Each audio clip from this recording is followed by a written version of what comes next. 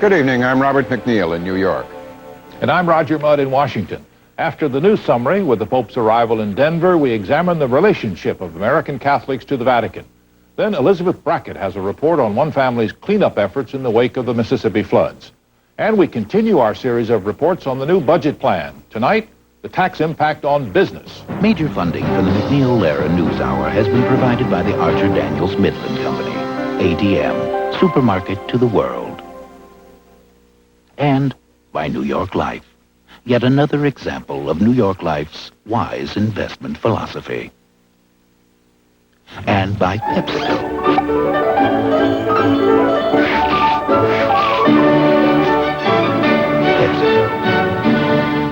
And by the Corporation for Public Broadcasting, and by the annual financial support from viewers like you.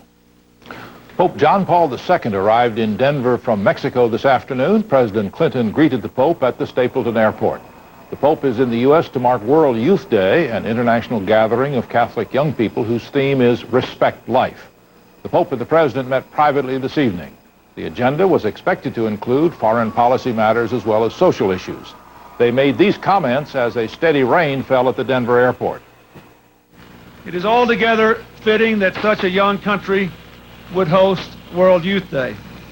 America has maintained its youth by always being able to change while holding fast to its fundamental values. A determination to support family and work, to the proposition that all children matter and we don't have a one to waste. To the proposition that in every corner of the world, race or creed should not deter any young boy or girl from growing up to the fullest of their God-given capacities.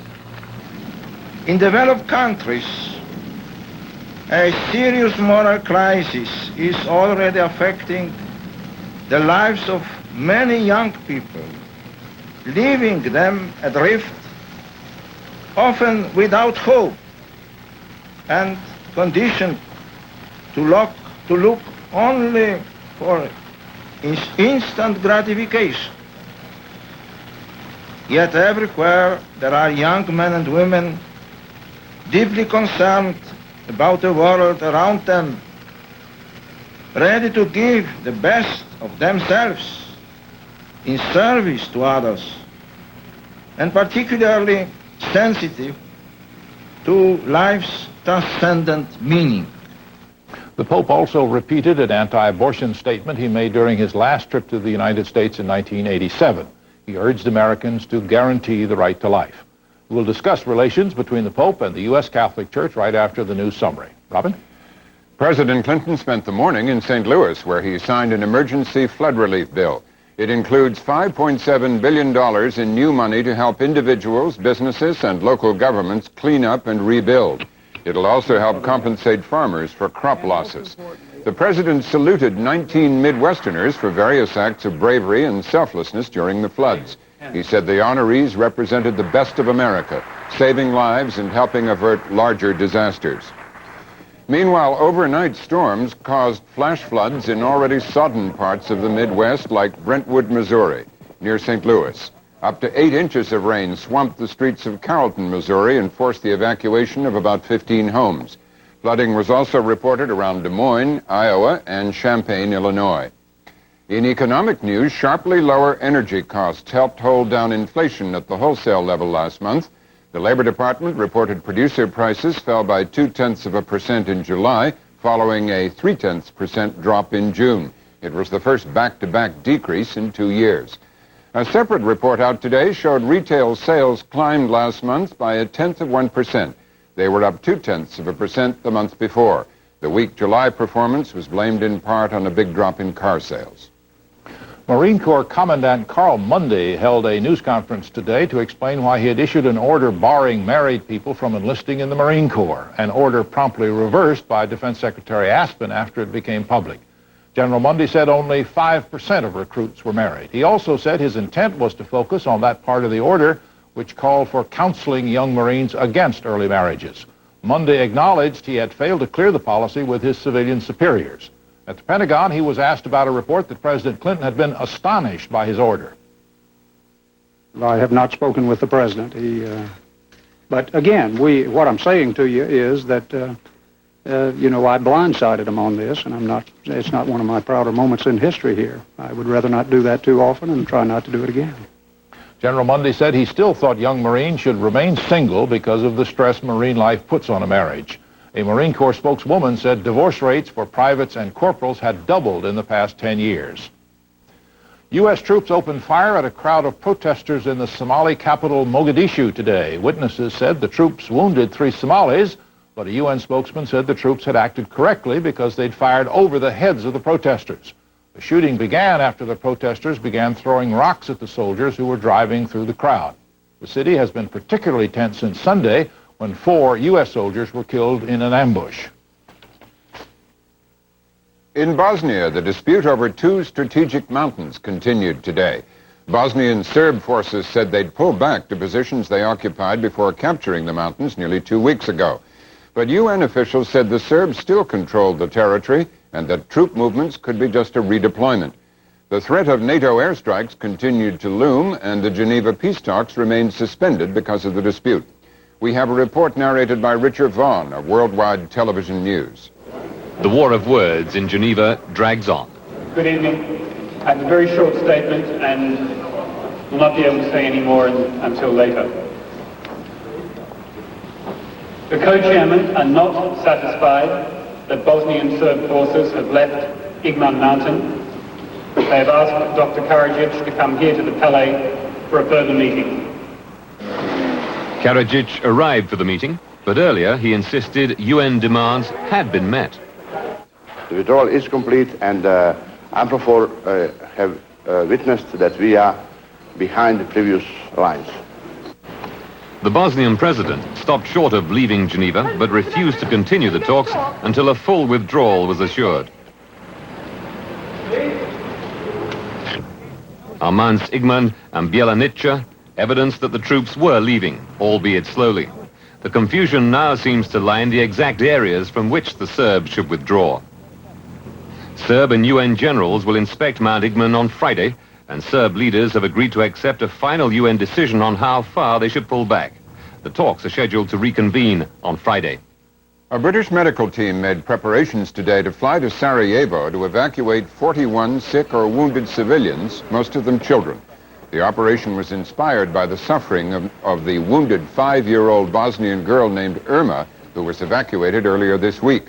Hospitals around Britain have agreed to care for the 41 others. Irma remained in critical condition following another round of surgery in London today. The launch of the Space Shuttle Discovery was halted today just moments before liftoff. NASA officials said a faulty fuel monitor might have been to blame. It was the 4th delay for the mission. Here was the countdown shortly after 9 this morning at Cape Canaveral. T-minus 10, 9, 8, 7. Go for main engine start. 3 main engines up and burning. 3. We have a cutoff. The Discovery mission was to have included the release of an experimental communications satellite into orbit and a 6-hour space walk to test tools for the repair of the Hubble Space Telescope. A NASA spokeswoman said it could be 6 weeks before Discovery is ready again. Fulfilling a campaign promise, President Clinton today lifted a federal ban on rehiring fired air traffic controllers. President Reagan fired more than 11,000 of them in 1981 for engaging in an illegal strike. A Transportation Department statement said the administration did not condone illegal job actions, but that after 12 years it was time the controllers be allowed to reapply. The action is largely symbolic because a hiring freeze is in effect at the Federal Aviation Administration, although about 200 controllers a year may be hired beginning in 1994. People in the African nation Nigeria mounted a national strike today to protest the military dictatorship's refusal to relinquish power. The normally bustling capital, Lagos, was nearly deserted, with even government buildings and foreign embassies shut down. Opposition to the country's military leader has grown since he voided a June election that would have brought the return of civilian rule. The U.S. and other Western countries have imposed sanctions to press for the restoration of democracy. That's our summary of the top stories. Now it's on to the Pope and American Catholics, the flood cleanup, and new taxes for business.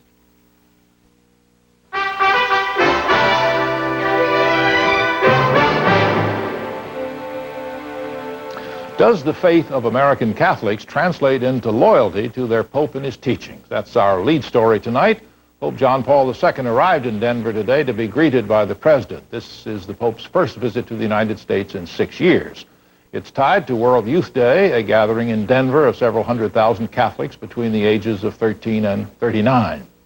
Despite drawing such a crowd, it's clear that Pope John Paul has come to symbolize many different things to his American flock.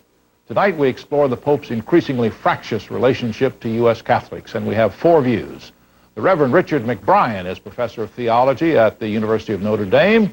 He joins us from Hartford, Connecticut, where he's on vacation. Frances Kissling is president of Catholics for a Free Choice, and she joins us from Chicago. Myrna Gutierrez is a Mexican-American, an active Catholic in Chicago, who also works for an anti-abortion group. And Professor Jude Doherty is dean of the philosophy department at Catholic University here in Washington.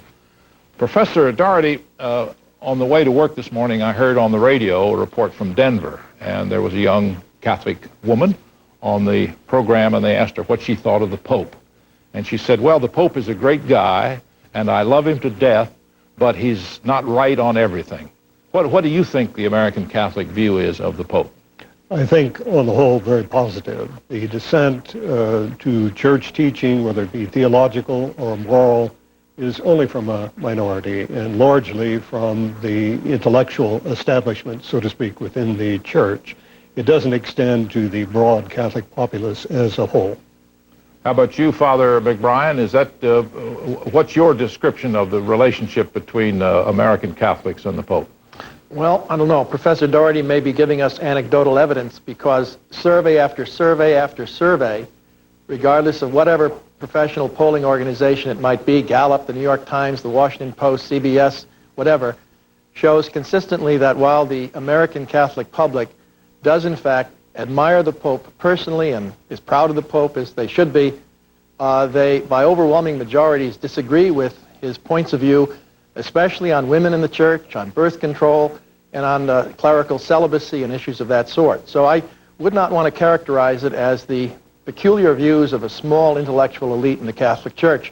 The intellectual elite oftentimes is behind rather than leading the people. The people are ahead, and the people find there's a great discrepancy between official Vatican policy and what their own experience of the Church and their own experience of Christianity is. In Chicago, Ms. Kissling, what about your opinion of the relationship between a Pope and American Catholics? Well, I think it's a relationship characterized by suspicion on both sides. I think that the Pope is suspicious of Americans. We heard him talk about this today when he spoke about our unwillingness to delay gratification. I mean, he tends to see us as selfish and individualistic. And on the other hand, I think many of us are increasingly alienated by a number of pronouncements that he makes as he travels, like telling women in Bosnia who've been raped that they should continue the pregnancy and love the child and love the rapist, and telling people in Uganda that they should not use condoms to prevent the spread of AIDS. Do you feel isolated from the Pope, Ms. Gutierrez? Not at all. As a matter of fact, I'm very excited to have him come on World Youth Day and recognize the moral crisis that young people in this country are facing. We're facing a culture war in this country. On one hand, we have a culture that says individualism, that convenience, controlling your lives is key, and we have the faith on the other side saying, surrender to God, sacrifice, and also that there's some gift in suffering, and we see a clash in that. We see how many young Americans throughout the country are embracing the cultural values and are in turmoil. We see that in the streets, in homes, in schools. The violence is increasing. I think it's time now, and as we see today in World Youth Day, as many youth gather in Denver, that people are searching for something more. And perhaps I think we're at a point of change where more Americans, more youth, will begin to embrace the true teachings of the Catholic Church. Are we at a point of change now, Professor Doherty? I hope change for the better. I am not sure just whether we want all changes. What the Holy See represents, and especially the Holy Father, is not so much change, but a time-transcending moral code. and then also a time-transcending theology inherited from the Gospels and the fathers of the church. It's that perennial character that makes the papacy a focus of interest for Catholics the world over, as a matter of fact, for mankind, because a lot of people define themselves against that perennial teaching. The church, in the matter of morality, does not invent morality. Through the ages, it's endorsed the highest moral principles available to mankind and has attempted to articulate them. Now, many do not live up to basic moral teaching, wherever it comes from. We lie, cheat, steal, fornicate, commit adultery, but that doesn't do away with the time-transcending character of the norms that we ought to live by. That Catholics find that they can't live up to the teaching of the church is their personal matter. They can be reconciled to the church intellectually or perhaps morally through the sacraments. Father O'Brien, isn't that the strength of the church, that its principles are, in fact, time-transcending? No, all of its principles are rooted in history. This time-transcending approach makes of these principles kind of airy and theoretical and abstract. All the principles that the church lives by are principles that come out of its own experience of God, its experience of the gospel. And theology, after all, is simply an interpretation of the gospel. There's not one theology. There's no such thing as a timeless theology. I'm a theologian. There are many different approaches to theological issues. And I think more than anything else, as we come to the end of a millennium and the end of a century, we have to recognize the historicity of church teachings and recognize their contingency. And I realize those are abstract terms, historicity and contingency. But I think that no one is trying to throw out the gospel. No one is trying to throw out the law of love, of forgiveness, of compassion, of justice, of mercy, of fighting against greed and lust and all the rest. What is at issue are certain teachings that people differ about, whether or not, for example, birth control is central to the gospel, whether or not the official teachings of the church have correctly interpreted the natural law in that respect. I mean, there are people who aren't saying we should begin allowing our people to practice birth control because it's very hard to keep them on the reservation if they don't. Now, the reason that theologians and others have spoken out, for example, on the birth control issue is because they think the Vatican teaching on it is wrong. And they're not saying don't practice it because it's too hard, but they're saying it's wrong, it's too rigid, it's too narrowly focused. Ms. Kissling, how central to your Catholicism are the teachings of the Church on abortion, birth control, premarital sex, homosexuality, ordination of women? Well, for me, those are very important matters of justice that I would like to see the Church change its teachings on. But in reality, they for me are not at the core of my Catholicism. The core of my Catholicism is really more rooted in a social justice gospel, is more rooted in the concepts of relationship and what constitutes good relationships between individuals, between and among individuals, between and among individuals and the state. Now, I think that what's very important to me in relation to the teachings about sexuality and gender and about reproduction is that what I'm looking for is a change that acknowledges that each individual Catholic, particularly women, have the moral capacity to make difficult judgments, that many values are at stake in each of these areas of moral decision-making, and that individuals must be free, that the heart of this Church is our capacity to be free to choose among the values that are at stake and to choose what is best in the light of our own experience. Ms. Gutierrez, how much freedom of choice do you, as an active Catholic, feel you have? Are you free to pick and choose? Of course, I think all Catholics are free to pick and choose. As you're hearing on this program today, there's a lot of diversity. We have a priest who disagrees with the Pope, so obviously there's a lot of freedom to choose. I think what we have to remember, though, is that the Church is not a country, the Pope is not a president, the bishops are not politicians.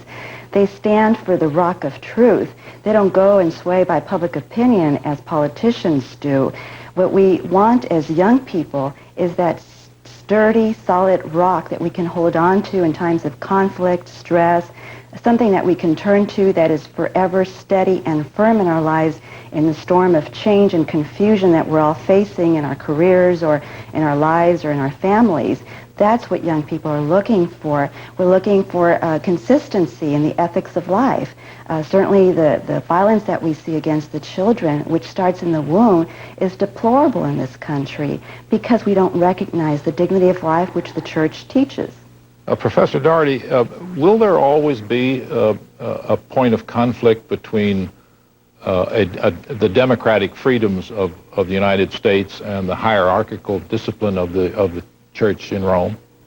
I mean, is the Church saddled in America with this prickly relationship?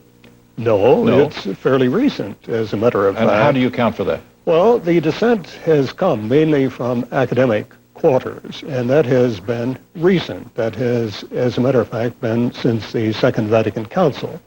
I think the Vatican Council brought to Rome many who found that they could influence the teaching, the authoritative teaching of the church. The authoritative teaching comes from the papacy itself and from the bishops, collectively known as the magisterium. It was a time when much was being re-examined.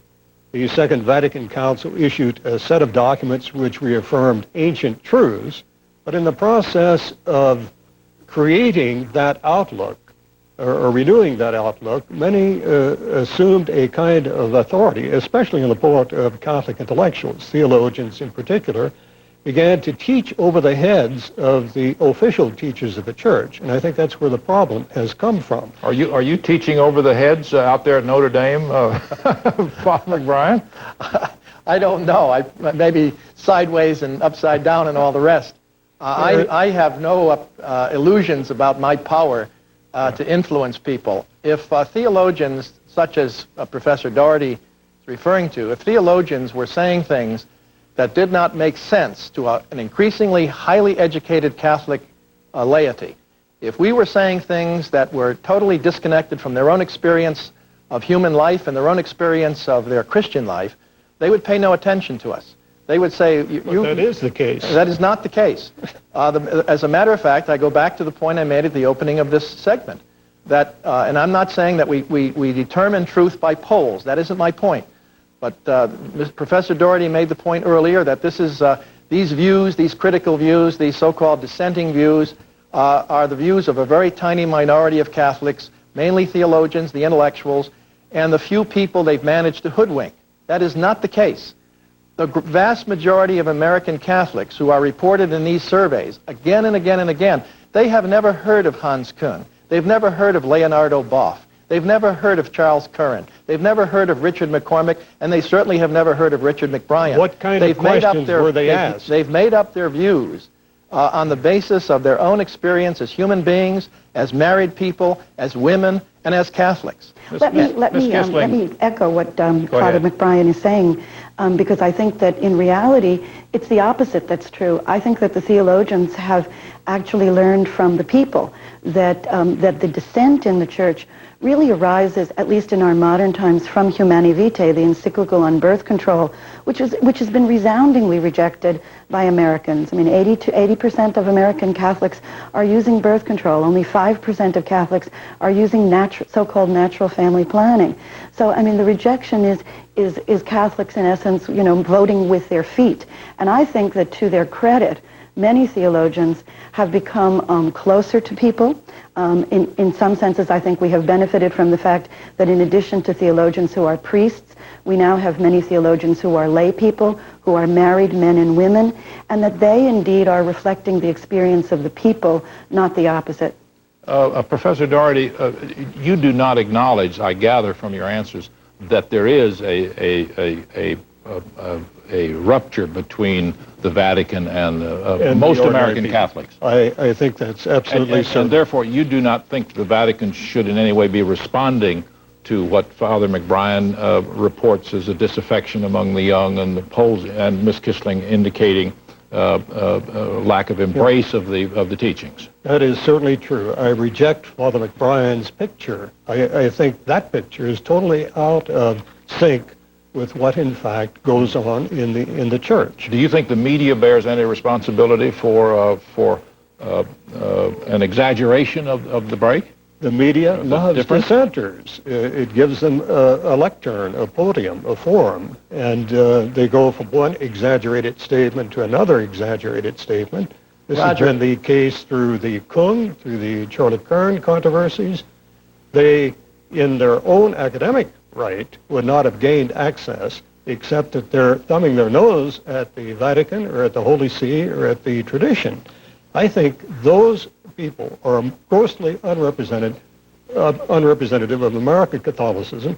And Catholicism is not just American Catholicism, it's a universal religion. Father McBride? 2 points, Roger. And I say this with all good humor to Professor Doherty. I don't mean any personal affront. But I think if he were around in 1936 as a conservative Republican, he would have expected Alf Landon to win over Franklin Roosevelt because all of his friends were saying Alf Landon was a sure winner.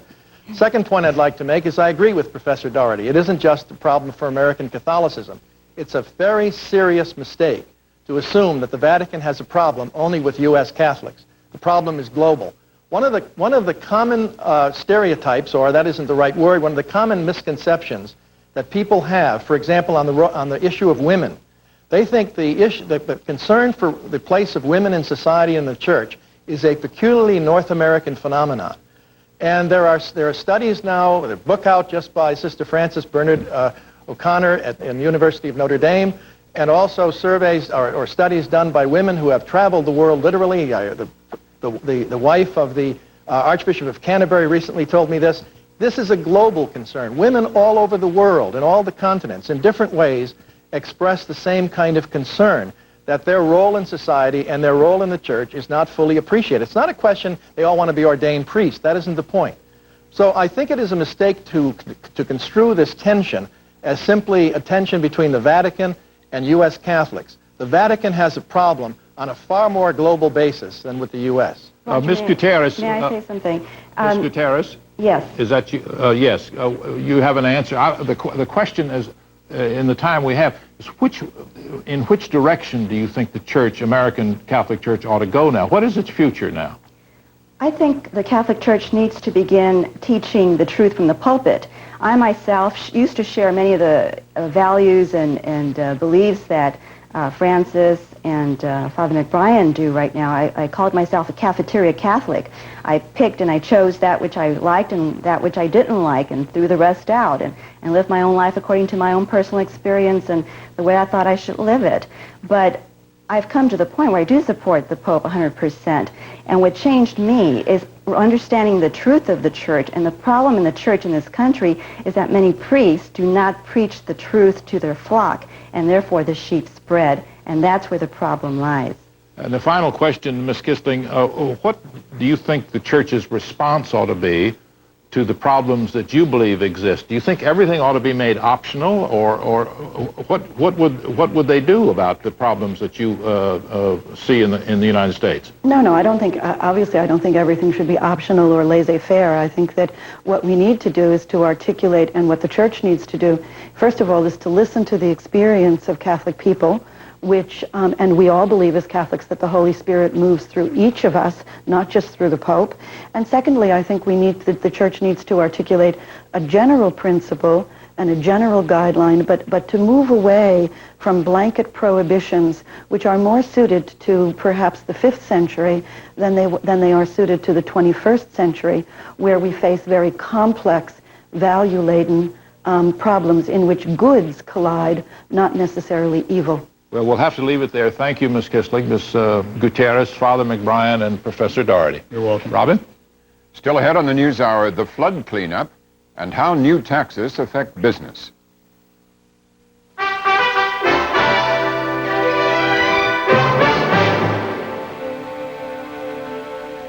Before flying out to Denver to greet the Pope, President Clinton stopped off in St. Louis to sign an emergency flood aid bill. The measure makes nearly $6 billion available to flood victims, many of whom are getting their first look at their waterlogged homes this week. Elizabeth Brackett followed one couple back to their farm and house in rural St. Charles County, Missouri. 5 feet of water still stands on much of the farmland in St. Charles County, just north of St. Louis. But Elizabeth Mockins heard that the water had finally dropped below the first floor of her house. And like 70,000 other Midwesterners who had been flooded out, she wanted to return to her home to see what, if anything, was left. She was nervous as the Coast Guard boat crossed the family's cornfields on the way to her home. It looked like a war zone. It looked like a war zone. I'm scared to see my house. We'll take a little drive before you have to go into your house. See if you can get ready. I've been trying to work up to it. But I think we're more structurally sound. I mean, I don't think any of our walls went, so maybe that'll be a godsend. I don't know. 6 weeks ago, Elizabeth Mockins and her husband Gary frantically moved out furniture and clothing as the Mississippi began its relentless assault on the levees protecting their home and farm fields. Farming is a gamble. This is a little extreme of a gamble. I still wouldn't give it up no matter what. It's the best place to raise a family. It's not going to be a very profitable place this year. No, so. Well, but we'll make it. We always do. And we're not quitters, so we'll go on. Mockins lived in his home and farmed the Mississippi floodplains for 3 generations. They had endured many flooded fields, but only once, in the flood of 1973, had water ever been in the first floor of their home, and then only about 8 inches. But as the water overtopped the levees and kept going, it was clear that this flood would be different. The day after they moved out, water was already up to the front steps. 2 weeks later, it was halfway up the house. When the water got up to the roof, only Gary continued to go back to keep an eye on the property. Elizabeth had all she could handle with 3 children in a 2-bedroom apartment. The money for the rent had come from the Federal Emergency Management Agency, FEMA. That helped, but the Mockins still have to pay the mortgage on their home that was underwater, and there is no income from the flooded farm. The strain was visible as Mockins made her first trip back to see her home. Doesn't look good, does it?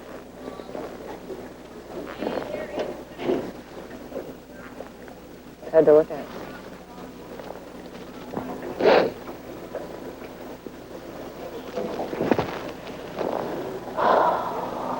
What's it look like in comparison to what you thought? Worse than what I thought. Worse. I kidded a friend yesterday, and I said, well, I only want clean water in my house. Doesn't happen that way, does it? Oh, my God. Oh, that's disgusting.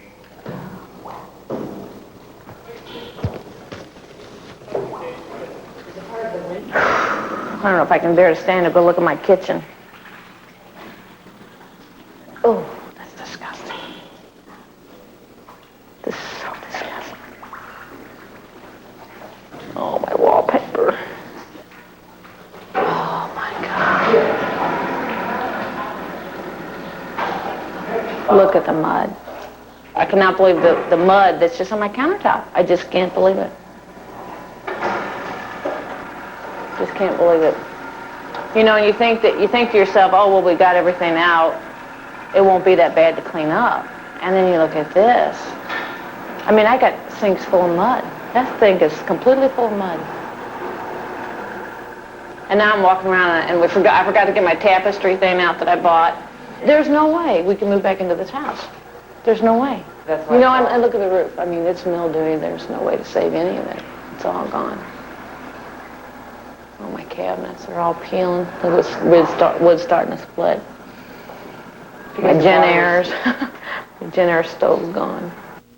Gary Mockins arrived and tried to cheer his wife up with a little humor. Honey, I'm home.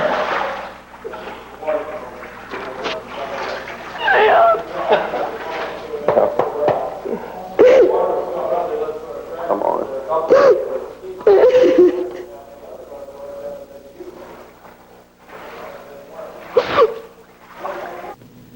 A distraught Elizabeth Mockins was not sure she could ever return. I could not come back in and live on this level. Okay. And I don't even think I could live on, I don't know, I have to see it when it's cleaned up.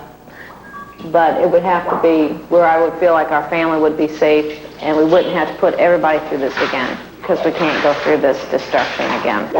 I'm more upset about my machinery that I lost, all my crops that I lost, because I don't have no insurance on that. You know, I did have insurance on the house and things will be made right again. I understand what he's saying, but it's still, I spent 6 years redoing every room, room by room, and planning everything out and taking all that time to do that, and now I've got to start all over again.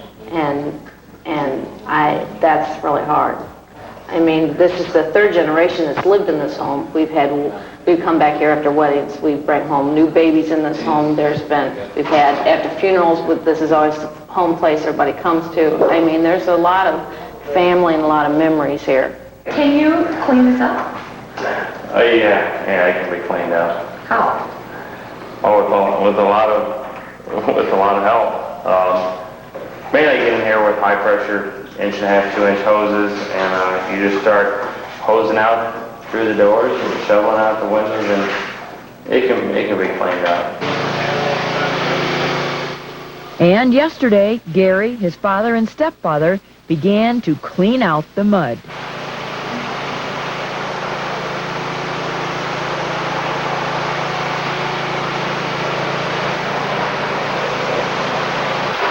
Get this carpet out here. See, that's the doubting Thomas. This is great. I mean, you've really done a good job.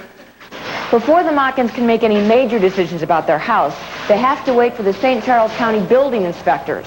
The inspectors will decide whether or not the damage to their house is 50% more than its assessed value.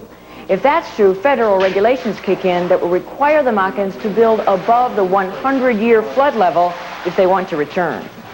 St. Charles County Administrator Jim O'Laughlin says trying to decide if the Mockins home should be condemned because the damage is more than 50% will be difficult. I did talk with the Mockins, and apparently water has been up to the gutters on their home. It's a relatively new home. It will be a tough decision. We will send a county inspector out there, a trained building inspector. That's the first step in the process. The second step of the process is to determine the pre-flood market value of that property. To do that, we're going to use the county tax assessment rolls that we believe is a good guide to give us the pre-flood market value. We will then match the two, the damage with the market value, and determine if it's 50%, 49%, 51%, and literally that's going to be a tough call in this case. With 1 day of cleanup under his belt, Gary Mockins says he will return, even if the county says he must demolish the house first. If the county condemns the house, we'll probably level and haul it off and build a new house here, haul in some material and build it above the 100-year flood level. Now, if the house is not condemned, if they find that it's not damaged 50% beyond its value, will you build above the 100-year flood level anyway? Oh, yeah. Yeah, we won't come back on the same level we are. We've got plans to, if they find the structure sound, we're going to take the roof off and put a second story on it and make it'll look like a 2-story home. The Mockins flood insurance will only cover half the value of their house. But the cost of rebuilding was made easier for them yesterday. They were approved for a $100,000 low-interest loan made available to flood victims by the Small Business Administration. That took some of the pressure off when the Mockins banker came to see the damage caused by the flood. So when this water goes out, we're going to see 6 inches of mud, I assume, like we see in your house? The mud in the fields will be a lot more welcome than the mud in the house. It will mean a better crop next year. They'll catch But it's the total loss of this year's crop that concerns Mockins and his banker. It means he won't be able to pay back the loan he got to put his crops in this year. David Detman says 1/3 of the bank's loans are to farmers whose crops have been wiped out. We have to look at each borrower on an individual basis, and based upon their strengths, we have the options of reamming a payment over the remaining life of the loan. In some cases, will be interest-only payments.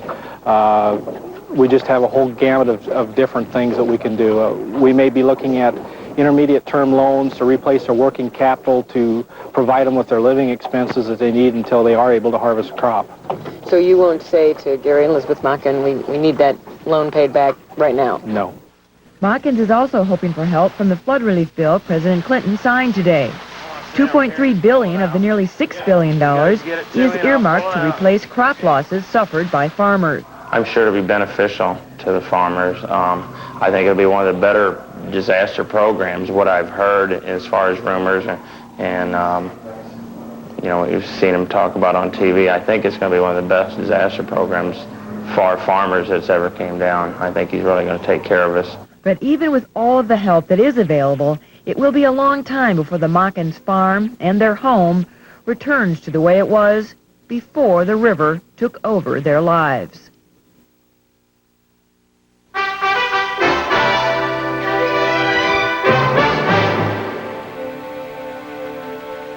Next, another in a series of reports on the effects of the budget bill signed into law this week. On Tuesday, we examined the impact of new tax rates on individuals. Tonight, we discuss the effect on business. And again, we're joined by Janice Johnson, Director of Tax Policy for the New York State Society of Certified Public Accountants. Ms. Johnson, thank you for coming back. Good to be here. First of all, can you put this tax bill in a little historical perspective? Does it represent a major change and upheaval in taxation for business, or relatively minor adjustments? For most businesses, it's relatively minor adjustments. Particularly for big corporate America, there's only a 1% rate increase.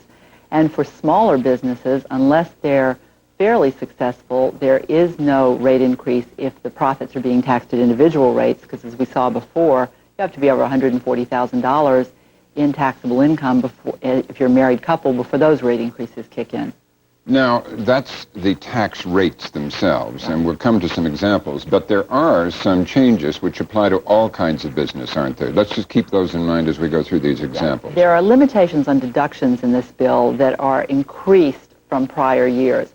First of all, business meals and entertainment, which have been 80% deductible, are now only 50% deductible. Additionally, there is now no longer a deduction for club dues, for spouses' travel when spouses are going along as part of the business of doing business. That is not deductible. These are all after 1993. These eliminations don't kick in. We'll see how they are particularly important to some businesses in a minute. But also there's a change in what the business share of the payment for Medicare. There's a change in the business share for Medicare. They have that same 1.45% additional Medicare tax on wages that they pay over $135,000. Now on every dollar of wages, they have Medicare tax to pay. There are also changes in retirement plan deductions that primarily will affect smaller businesses because they may have to contribute more for employees in order for the owner-employee to get a big retirement plan deduction. And there are changes in moving expenses so that business may have to pay employees substantially more in order to get them to move and have them be the same after tax that they were before. Okay. Let's go through some examples, and let's start with big business. You've helped us work these examples out. Let's start with the toy manufacturer. Okay. If you've got a toy manufacturer and he's earning $15 million in gross income, maybe he's paying salaries in $6 million and other expenses of $4 million, so he's got taxable income of $5 million. Under both the old and the new law, the maximum rate on that toy manufacturer is 34%, so the maximum tax he's going to pay is $1,700,000. Nothing has changed for him other than assume he's got 110 total employees. 100 of those employees aren't over the Medicare limit, but assume another 10 are management, and they have average compensation of maybe $200,000 each. That toy manufacturer will pay about $9,500 additional Medicare taxes under this bill. In total? In total. But, and the reason his corporate tax rate won't go from 34 to 35% is because his profits don't amount to $10 million. Right. The extra 1% only applies to taxable income over $10 million. And that could apply to some very big companies. I think IBM was given as an example today because it's been having a relatively low profit period. A huge corporation like IBM, its rate would not go up. IBM and General Motors have shown losses, so in fact they're not paying any tax at all right now. They're certainly not affected by this corporate tax increase. Right. Let's use your second example of big business, an oil and gas company. Right. Here is where there will be some greater effect. If you've got $100 million in gross income for this company, paying $30 million in salaries, $30 million in other types of expenses, it's got taxable income of $40 million. Under the old law, at 34%, the tax would have been $13,600,000. Now, under this new law at 35%, it'll be $14 million. So again, it's only an increase of $400,000. That's a big dollar amount, but on $40 million in taxable income, that's still just a 1% increase. However, if you also look at the Medicare tax, if that company has 340 total employees, maybe it's got 300 that aren't over the Medicare wage base in the old law, but it's got another 40 that say average $300,000 each. They're spread all over the board. Some are making $150,000, some are making $1 million, the CEO. In that case, you may have up to $96,000 in additional Medicare tax. So the Medicare tax could be quite hefty as well for this company. I see. Now, let's move on to small business, because that's when most of the noise was made about this bill. And would you, since we're going to go into the thickets of subchapter S corporations, what is a subchapter S corporation? Well, the difference in an S corporation and a C corporation is most small business in this company is S corporation. An S corporation has to have 35 or fewer owners. It can't have foreign owners. It can't own other companies in total. There are some limitations on it, but there are some very big companies that are S corporations. There's an example of a trucking company down in Arkansas that makes $65 million. Family-owned, it's an S corporation. The advantage to S corporation is there's not two levels of tax on the earnings. For a C corporation, the C corporation itself first pays taxes at this, say, 35% rate. So if I've got $100 in earnings and a 35% rate, the C corporation after taxes only has $65 to pay out to its owners. Assume there's only one owner also paying tax at the maximum rate. That owner's got to pay an additional 39.6% in taxes. So after all is said and done and both levels of tax are paid, there's only $40 left. Whereas if I'm an S corporation, the $100 in earnings is taxed at the individual's rate, the individual owner's rate. And if that's 39.6%, that individual owner's paying about 40%, there's $60 left after all taxes, another $20. Let's go through some examples here of subchapter S corporations. For example, a dry cleaner. Okay. Under the old law and the new law, say this dry cleaner had $100,000 in gross income, paid salaries of $40,000, paid other kinds of expenses of $5,000, had taxable income of $55,000. All of that passes through to one owner. In that case, there's a $17,050 tax liability at a 31% rate under the old and the new law, assuming the owner has No very change. little additional taxable income. No change at all. Except he would have to pay... Well, in this case, say he's got two employees making that $40,000. There's no more Medicare tax even. Nothing. Right, okay. An interior designer.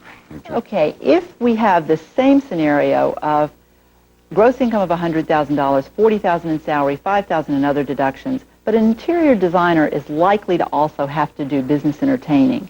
And say that decorator pays $10,000 in business meals and entertainment expense. Under the old law, $8,000 of that would be deductible. Under the new law, only $5,000 of it's deductible. So even though they have $10,000 in deductions and maybe another $1,000 in club dues, so $11,000 in these kind of deductions for $56,000 in total deductions, they only get to take $5,000 for tax purposes under the new law, giving them $50,000 in taxable income at a 31% rate. That's a $15,500 tax liability.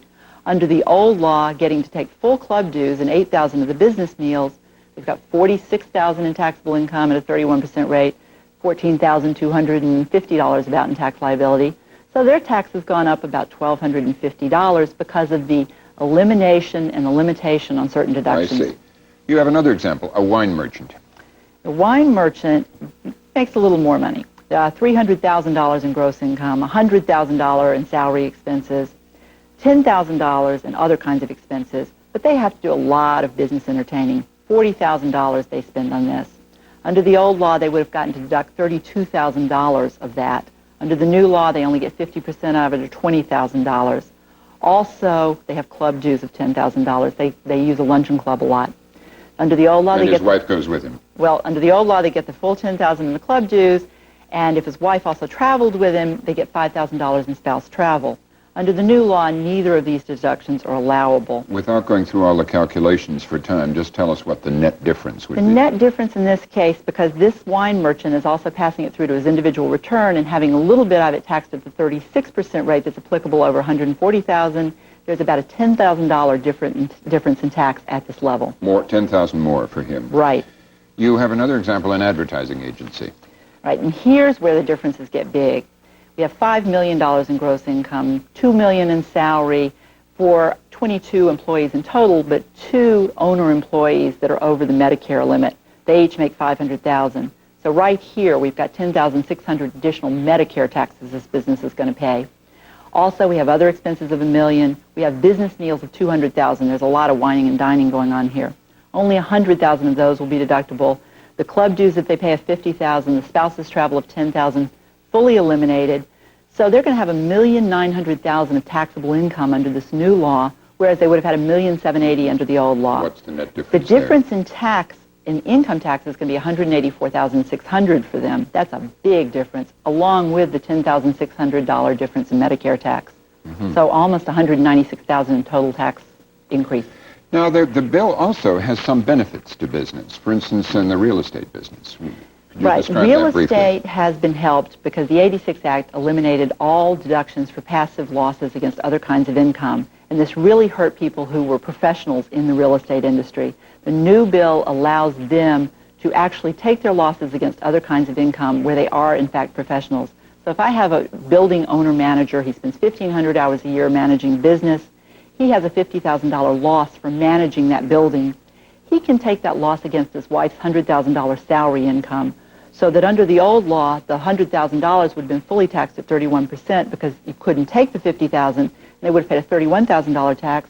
Under the new law, the $50,000 is used to reduce the $100,000. There's only a taxable income of $50,000. My tax is cut in half. I'm only paying $15,500. And that move years ago was to discourage all the so-called tax shelters, where Right. people who really weren't in the real estate business were claiming losses against their other income. Exactly, and now they're trying to at least make it beneficial for those people who truly are in the business to show their business So losses. that's a boost for the real estate a business. very big boost. Now, there are some other advantages. Just describe briefly the changes in capital gains and research and development deductions. The Clinton administration is trying to encourage investment in small business, so they've allowed exclusion of 50% of certain investments in small businesses as long as the stock is issued after August 10th, 1993.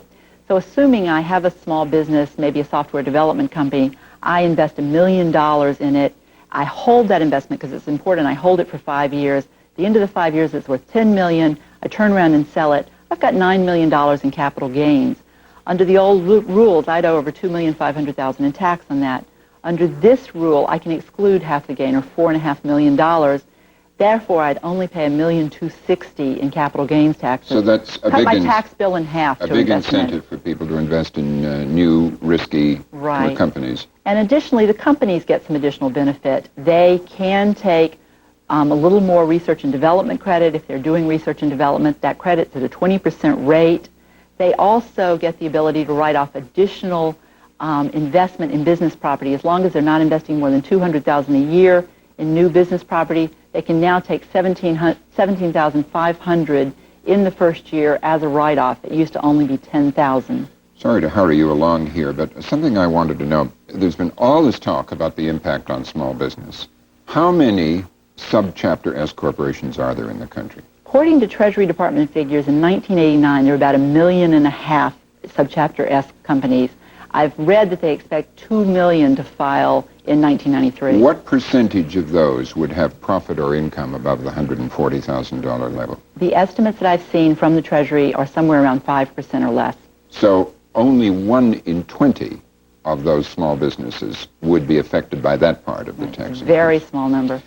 Now, most of the noise about this bill, or most of the criticism of it was on people against it, was that it was going to be a job-destroying bill, that it would discourage small businesses, which are the big job creators, from hiring or creating new jobs. What is your observation based on the analysis we've just done? I think small business people are going to have to think and see where they stand after this bill, but for most of them, they're not going to be much worse off tax-wise, so that's not going to discourage them from hiring. It's certainly not going to encourage them to fire, and I think in most cases, if in fact the startup provisions work in this bill, there will be some new hiring from those. Mm-hmm. All right. Well, Janice Johnson, thank you very much for coming back. Thank you.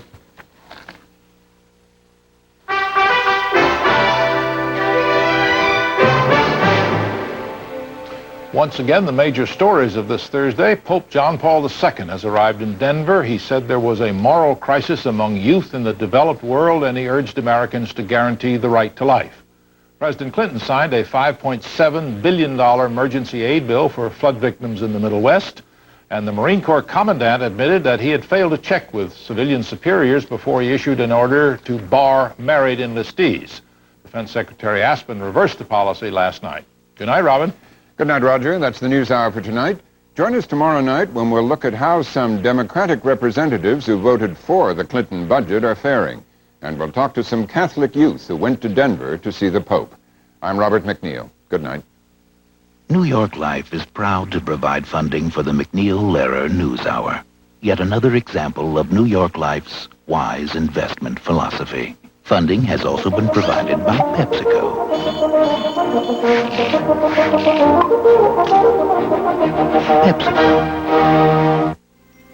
And by the Archer Daniels Midland Company. ADM, supermarket to the world. And by the Corporation for Public Broadcasting, and by the annual financial support from viewers like you.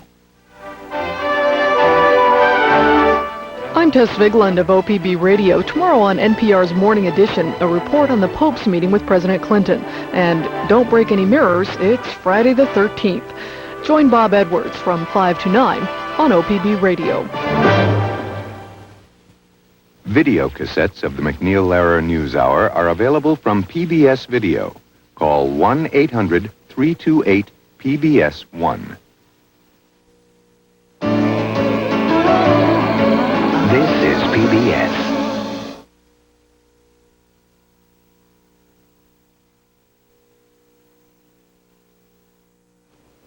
Funding for the MacNeil-Lehrer NewsHour has been provided by ODS Health Plan, the group medical plan that meets the needs of more than 600,000 Oregonians by providing a broad range of medical and dental coverage and responsive service.